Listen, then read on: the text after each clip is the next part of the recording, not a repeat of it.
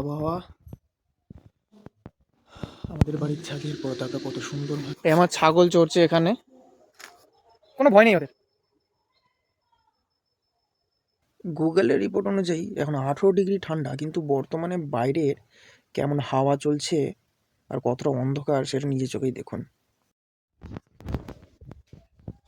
সকাল 7:15 বাজে, প্রচণ্ড মেঘলা আবহাওয়া। আমাদের বাড়ির ছাদের পতাকা কত সুন্দরভাবে উড়ছে, হাওয়া বইছে।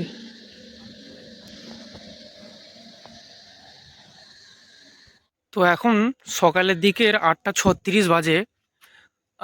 বাড়ি থেকে বেরোনোর সময় যেই ওয়েদারটা দেখিয়েছিলাম সেই ওয়েদার এখনও আছে এবং খুবই প্রচণ্ডভাবে হাওয়া চলছে। তার এই হাওয়া চলার জেরেতেই ঠান্ডাটা বেশি লাগছে। পুরো খামারের মেন যে মাঠটা সেটা পুরো ঝাড়পালা দেওয়া হলো। এখানে কিছুটা খড় ছিল, খড়টা ভিজিয়ার চান্স ছিল বলে ওর ওপরে এখন তিরপাল চাপানো হয়েছে, যাতে বৃষ্টিতে মোটামুটি এখন আপাতত না ভেজে। কিন্তু ছাগল আর গরু তো বের করা যাবে না, তাদের তো খাবারটা আমাকে দিতেই হবে, সেই ব্যবস্থাটা করতে হবে। তার জন্য ভুসি এবং ছোট ছোট করে কাটা খড় 4টে ছাগলের জন্য যতটা দরকার সেই মতো আমি এখন সকালবেলার খাবারটা দিয়ে দেবো। এবং আজকে সারা বেলা সাধারণত আমাকে এই খাবার দিয়ে চালাতে হবে, কেন কাঁচা ঘাস বা মাঠে চড়াতে যাওয়ার পরিস্থিতি এই মুহূর্তে এখন নেই আমার। আপনাদের ক্ষেত্রেও এই পরিস্থিতি হলে কিন্তু আপনাদেরকে শুকনো খড় অথবা সাইলেজ তৈরি করে কিন্তু আপনাদের কাছে রাখতে হবে। এই ঠান্ডা পরিস্থিতি, বৃষ্টিতে, বন্যার সময়, এই সময়গুলোতে আপনাদেরকে কিন্তু এই পরিকল্পনাগুলো আগে থেকেই করে রাখতে হবে। তো আমি সকালে শুকনো খাবারই দিচ্ছি, বেশি কিছু এর মধ্যে আমি কোনো ভিটামিনও দিচ্ছি না, কোনো খল বা অন্যরকম কিছু দিচ্ছি না। আমি শুধু শুকনো গমের ভুসি এবং আপনার শুকনো ছোট ছোট করে 0 সাইজের কাটা খড় সেইগুলো দেবো। মোটামুটি 10:30 বাজে। আর আপনাদেরকে আগেও জানিয়েছি সকালবেলা আমি খড় দিয়েছি, সেই খড়টা খাওয়ানো হয়ে গেছে। বেলা বাড়তে হাওয়া চলাচল বন্ধ হয়েছে, কিন্তু মেঘলা ওয়েদারটা রয়েই গেছে, একটু সাদা হয়েছে। তাই ছাগলগুলোকে বের করে একটু সবুজ ঘাস খাওয়ানো হচ্ছে। আমাদের এখানে আমরা ঘাস তুলে বা কেটে খাওয়ানো থেকে চড়িয়ে বেশি খাওয়াই। আর এটাই আমাদের এখানের বেনিফিট আর কি। আমরা ছাগল ছেড়ে দিলে তারা নিজেরাই খেয়ে পেট ভরে আবার বাড়িতে ফিরে চলে আসে। অনেকের খামারে ঘাস লাগাতে হয়, চাষ করতে হয়। ইনশাল্লাহ আমরা যখন বড় পরিসরে ছাগল পালন করব, যখন 80টা 100টা ছাগল হয়ে যাবে, বা যখন আমরা মোটামুটি 30-40টা ছাগল আমরা তুলে নেবো আমার খামারে, তখন ইনশাল্লাহ আর এইভাবে চড়ালে কিন্তু অতগুলো ছাগলে হবে না। তখন আমাদেরও বাণিজ্যিকভাবে ঘাস চাষ করতে হবে এবং সেই মতোই বাণিজ্যিকভাবে ঘাস কেটে এনে আরও যা পরিচর্যার ভিডিও আমাদের চ্যানেলে দেওয়া আছে সেগুলো মোতাবেক কাজ করতে হবে।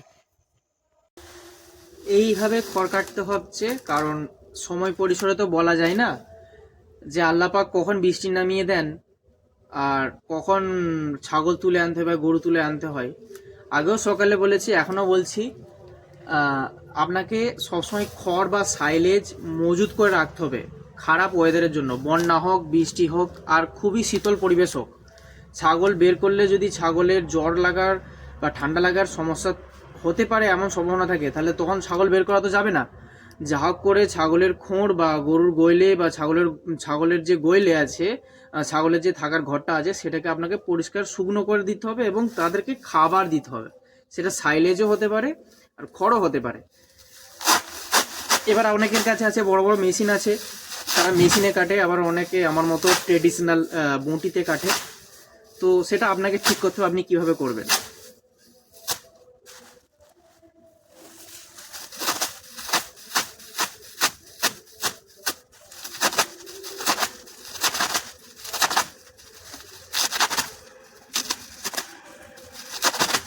আল্লাহ আপনারা আমার এই জার্নিতে সঙ্গে থাকুন।